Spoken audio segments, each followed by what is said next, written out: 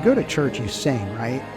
And I noticed before I went to the hospital, it was harder for me to sing. And as I got out of the hospital, over the last 5 weeks since then, it's basically back to the point where, you can sing, you have your lung power back, but that's almost how I've monitored my progress, just the ability of my lungs to, have some force in them.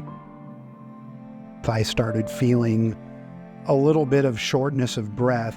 I am going to go to the ER the next day. And in the middle of the night, my only thoughts were, where is a hospital nearby that knows something about lung and pulmonary, issues? Methodist Southlake was at the top of the list. We went to the ER. It was Mother's Day, and it was like they were waiting for us.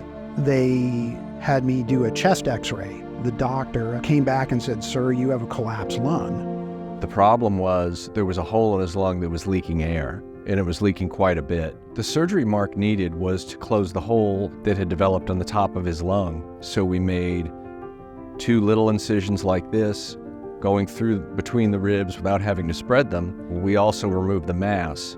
It turns out that the mass was actually a localized fungus infection, and that's what had caused the lung to rupture or pop. When the pathologist looked at it, it's not cancer. A sigh of relief. I was so thankful.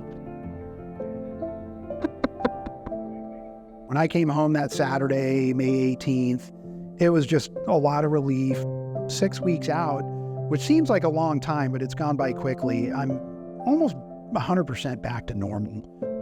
Yeah, I kind of walked away from the whole thing feeling in a sense like, that wasn't that big of a deal. It was a big deal. I mean, I had a collapsed lung. My lung function was at 57%.